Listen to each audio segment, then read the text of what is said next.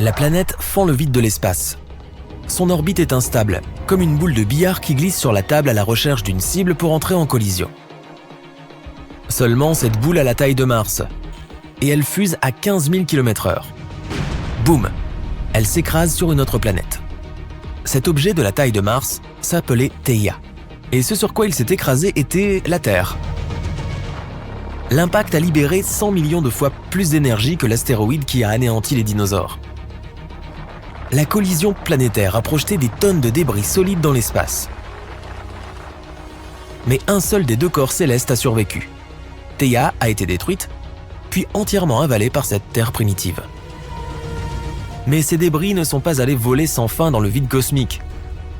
Non, quelque chose de crucial s'est produit. Tous ces morceaux solides se sont rassemblés en un nuage.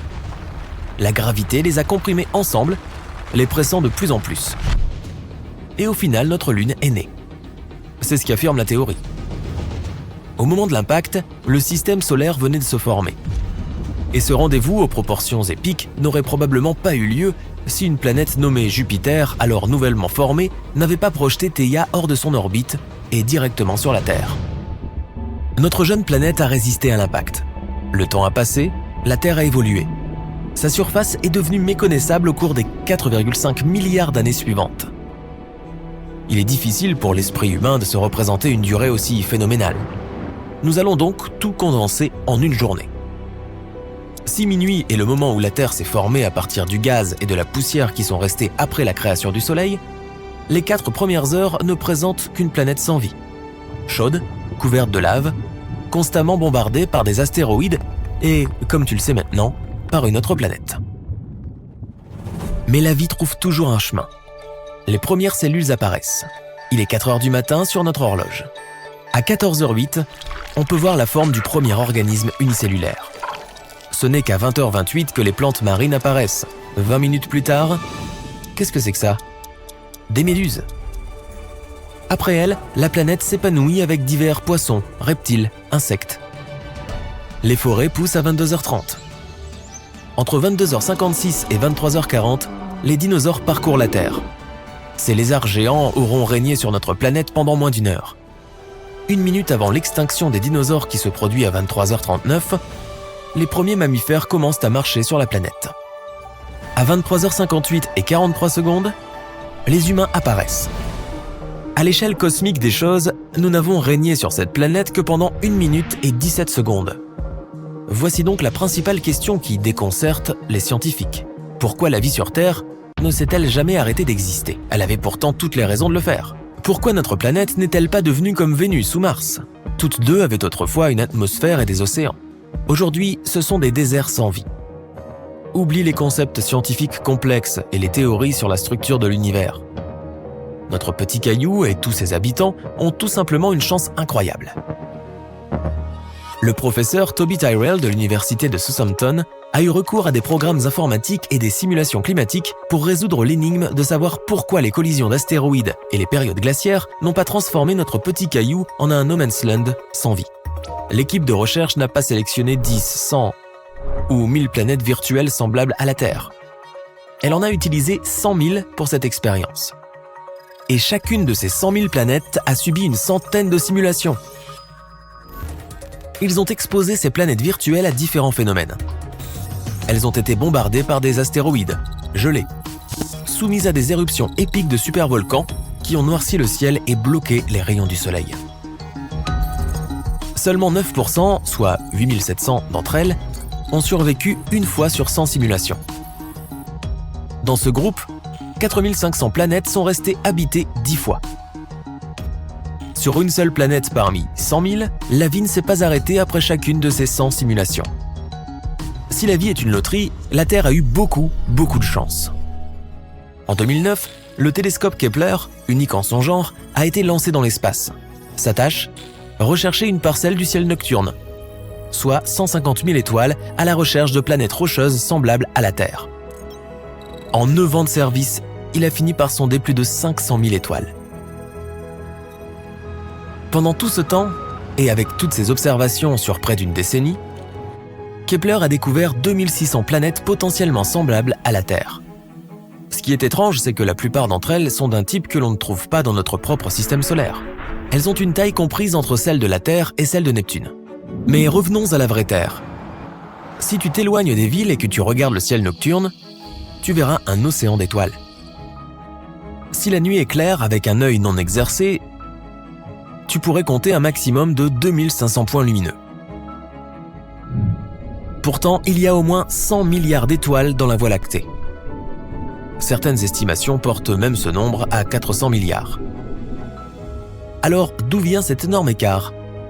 Eh bien, compter les étoiles n'est pas exactement un travail facile.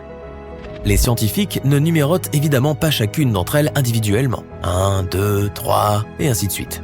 Tu sais combien de temps il faut pour compter jusqu'à 1 milliard ? Plus de 30 ans. Maintenant, multiplie ce chiffre par 400.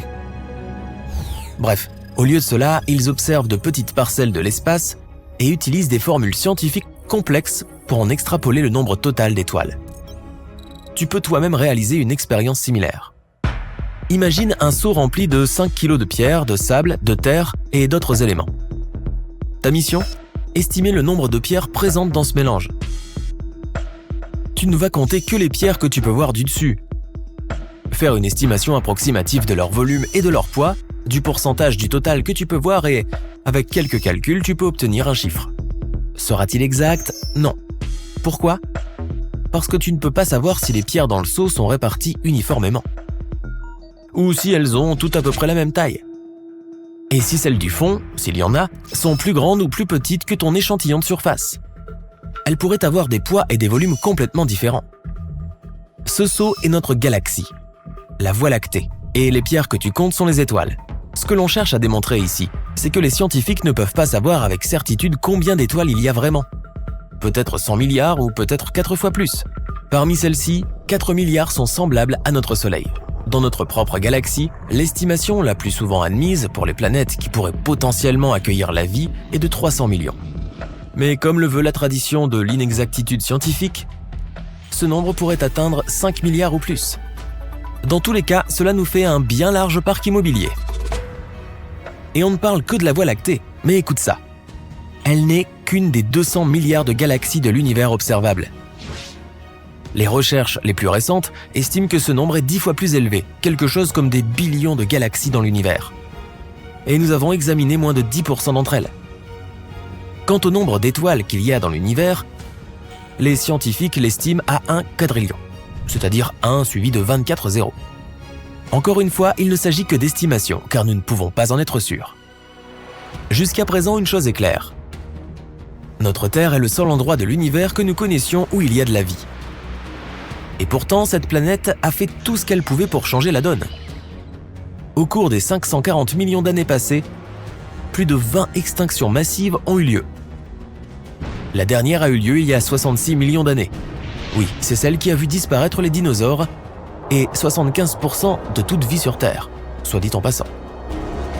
Un objet de 11 km de diamètre s'est écrasé sur notre planète.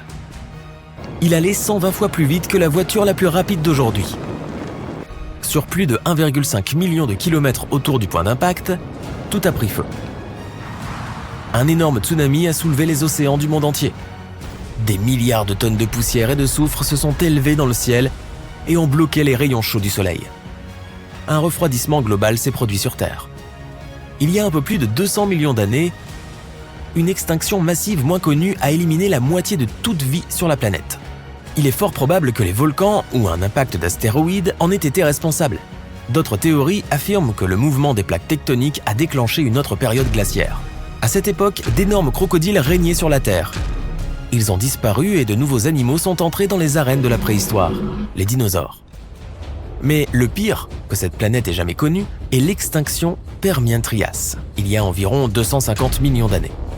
80% de la vie marine, 70% des animaux terrestres et des plantes, tout a disparu. Les volcans ont craché une quantité colossale de lave là où se trouve l'actuelle Sibérie. Et cela a affecté la planète entière. Il y a environ 445 millions d'années, la forme de vie dominante sur notre planète était les invertébrés marins. Il n'y avait qu'un seul continent, Gondwana. Et les plantes commençaient tout juste à fleurir sur Terre. Mais quelque chose s'est produit qui a éliminé 75 à 85% de tous les organismes vivants.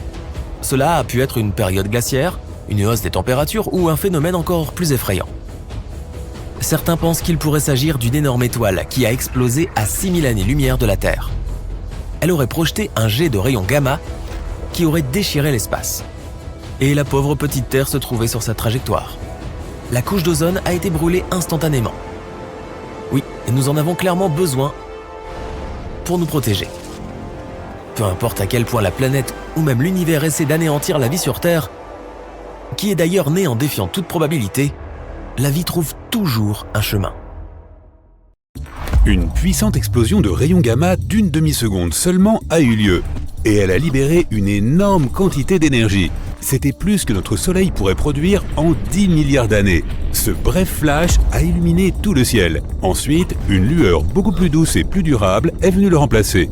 Les astronomes ont examiné ce phénomène à l'aide de rayons X, d'ondes gamma, d'ondes optiques et d'ondes infrarouges. Il s'est avéré que l'on avait vu un magnétar qui venait de naître pour la toute première fois.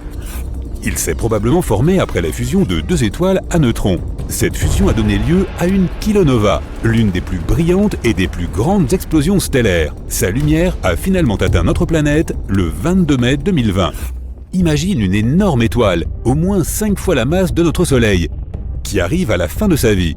Cela peut être dû au fait qu'elle n'a plus de combustible nucléaire. Si c'est le cas, l'étoile commence à se refroidir.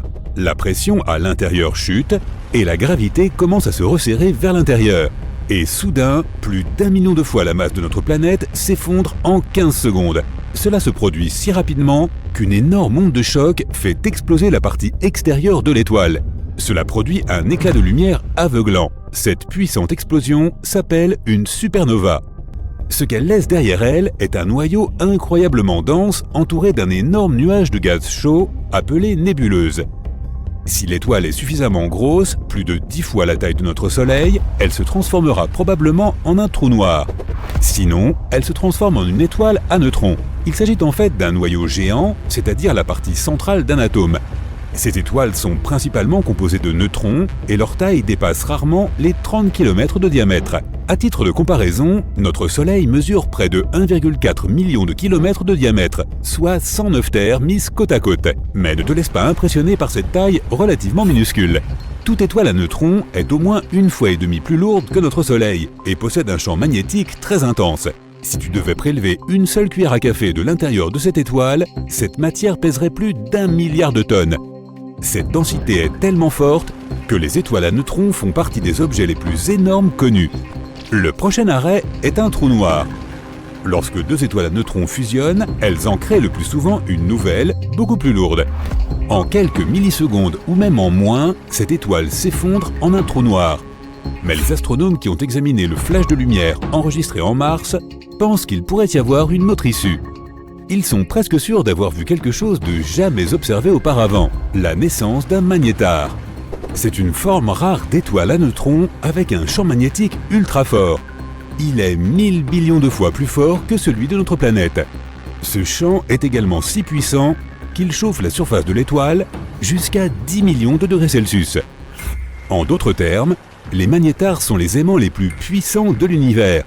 Leurs champs magnétiques peuvent sérieusement perturber le voisinage. Les atomes qui auraient la malchance de se trouver assez près d'une étoile de ce type seraient étirés en lignes fines comme des crayons. Si tu te retrouvais à plusieurs centaines de kilomètres d'un magnétar, eh bien, franchement, ça finirait mal pour toi. Le champ magnétique perturberait d'abord ta bioélectricité. Cela signifie que tes impulsions nerveuses ne fonctionneraient plus. Même tes molécules changeraient sous l'influence du champ de l'étoile. Au final, tu disparaîtrais presque entièrement. Si un magnétar volait à moins de 160 000 km de notre planète, il effacerait les données de toutes les cartes de crédit du monde.